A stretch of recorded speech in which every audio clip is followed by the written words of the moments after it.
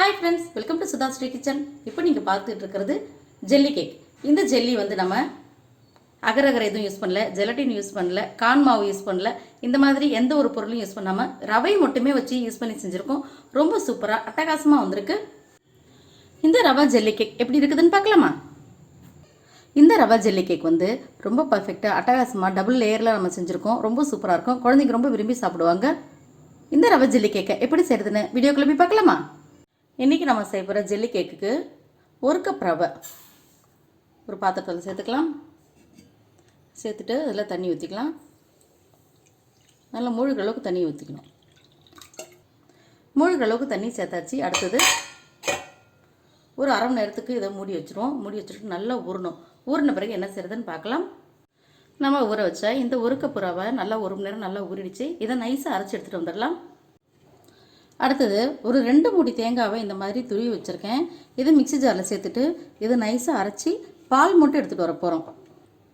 இப்போ 1 மணி நேரம் தண்ணியில் ஊற வச்சு அரைச்ச ரவை விழுது 2 கப்பு.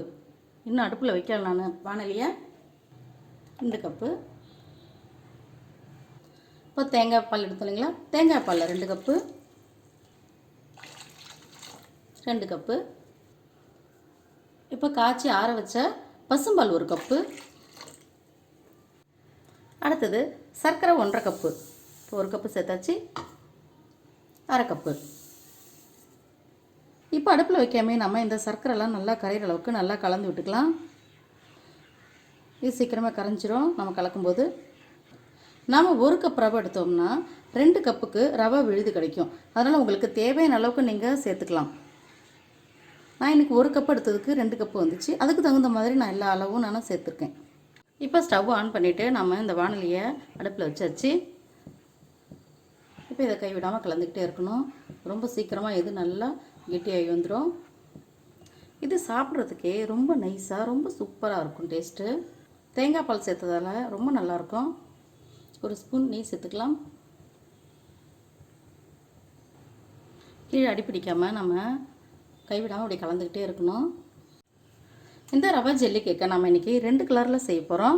குழந்தைங்க ரொம்ப விரும்பி சாப்பிட்ற மாதிரி ரொம்ப சூப்பராக இருக்கும். இது இந்த லோ ஃப்ளேம்லேயே வச்சு நம்ம கைவிடாமல் கலந்து விடலாம். ஒரு 5 நிமிஷத்துக்கு நான் கைவிடாமல் இப்படி கலந்துட்டு இருக்கும்போது நல்லா இந்த மாதிரி பாருங்கள், நல்லா கொஞ்சம் கெட்டியாக வந்துக்கிட்டே இருக்குது. இன்னும் நமக்கு நல்லா கெட்டியாக வரணும். இது ஒரு 5 நிமிஷத்துக்கு அப்புறம் இந்த மாதிரி நல்லா கெட்டியாகவே வந்துருச்சுங்க. நம்மளுடைய ரவை ஜெல்லி ரொம்ப சூப்பராக வந்திருக்கு பாருங்கள். இன்னும் கொஞ்சம் நல்லா கெட்டியாக வரணும். நல்லாவே கெட்டியாக வந்திருக்கு. இப்போ நான் அரை ஸ்பூன் நெய் சேர்த்துக்கலாம். அப்போ தான் நமக்கு பேனில் ஒட்டாமல் வரும். நம்ம கேக் கட் பண்ணுற மாதிரி வரணும். அந்த மாதிரி வர்ற அளவுக்கு நம்ம இதை வதக்கணும். இன்னும் 2 நிமிஷத்தில் அந்த மாதிரி வந்துடும்.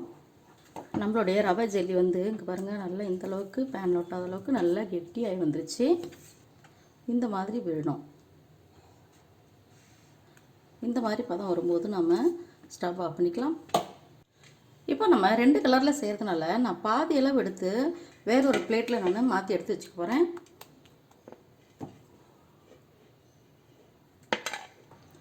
இப்போ பாதி அளவு வேறு பிளேட் எடுத்து வச்சுட்டேன். மீதி இந்த வானிலையில் இருக்குது. இப்போ ஒரு அரை ஸ்பூனுக்கு நான் க்ரீன் கலர் ஃபுட் கலர் சேர்த்துக்கிறேன். இது வந்து பிஸ்தா டேஸ்ட். இது நல்லா கலந்து விட்டுக்கலாம். இப்படி செஞ்சால் கலர்ஃபுல்லாக நல்லாயிருக்கும். பார்க்குறதுக்கும் சாப்பிட்றதுக்கும் டேஸ்ட்டாக இருக்கும். இப்படி ஒரு நெய் தடவின பிளேட்டில் நம்ம கலந்து வச்சுருக்கிற இந்த க்ரீன் கலர் ரவா ஜெல்லியை நம்ம சேர்த்துக்க போகிறோம்.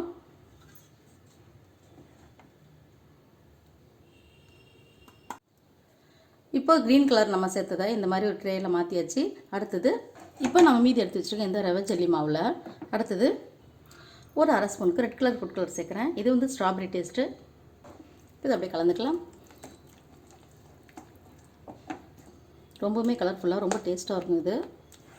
இப்போ ரோஸ் கலரில் இருக்கிற இந்த ரவை ஜெல்லியை நம்ம இந்த க்ரீன் கலருக்கு மேலேயே நம்ம சேர்த்துக்க போகிறோம்.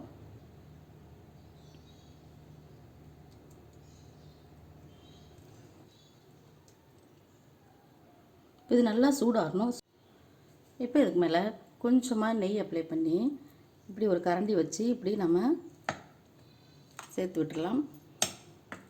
இப்போ ஒரே மாதிரி ஈவன் ஆகிடும். இப்போ நம்ம கேக் கட் பண்ணும்போது ரொம்ப அழகாக இருக்கும். இன்னும் கொஞ்சம் நேரம் இது சூடாகட்டும். சூடான பிறகு ஃப்ரிட்ஜில் 2 மணி நேரம் வச்சு அதுக்கப்புறம் எடுத்துகிட்டு வந்து காட்டுறேன் எப்படி இருக்குன்னு பார்க்கலாம். நம்மளோட ரவா ஜெல்லி கேக்கை நான் ஃப்ரிட்ஜிலேருந்து 2 மணி நேரம் கழித்து எடுத்துட்டேன். இப்படி ஓரத்துலேயே நல்லா ஃப்ரீ பண்ணி விட்டுருவோம். ஓரெல்லாம் நல்லா ஃப்ரீ பண்ணி விட்டாச்சு. அடுத்தது இதை வந்து பிளேட்டுக்கு மாற்றிக்கலாம்.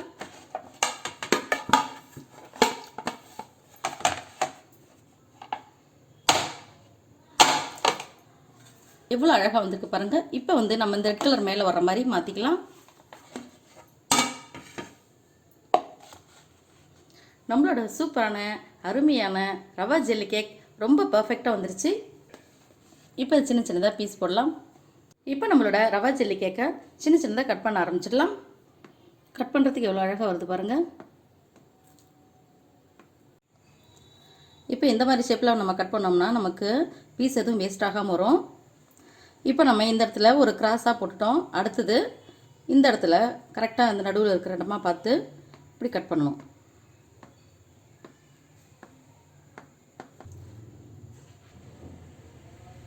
இப்படி போட்டோமா. அடுத்தது இந்த பக்கம் ஒரு ப்ளஸ். நமக்கு எந்த பீஸும் வேஸ்ட் ஆகாமல் எல்லாமே ட்ரையாங்கிள் பீஸில் நமக்கு கிடச்சிடுது. இந்த எக்ஸ்ட்ரா இருக்கிறத இந்த 2 கட்டு இப்படி கட் பண்ணணும். அவ்வளோதாங்க நம்மளுடைய ஜெல்லி கேக்கு. இப்போ நம்மளுடைய இந்த ரவை ஜெல்லியை எப்படி இருக்குன்னு எடுத்து பார்க்கலாமா? ரொம்ப அருமையாக நம்மளுடைய ரவை ஜெல்லி கேக் ரெடி ஆயிடுச்சு. உங்களுக்கு இந்த ரவா ஜெல்லி கேக் பிடிச்சிருந்துச்சுன்னா SudhaSri கிச்சனுக்கு சப்ஸ்கிரைப் பண்ணுங்க, ஃப்ரெண்ட்ஸ் அண்ட் ரிலேட்டிவ்க்கு ஷேர் பண்ணுங்க, லைக் பண்ணுங்க, கமெண்ட் பண்ணுங்க. ஆரோக்கியமானதை சமைப்போம், ஆனந்தமாக இருப்போம். தேங்க்யூ.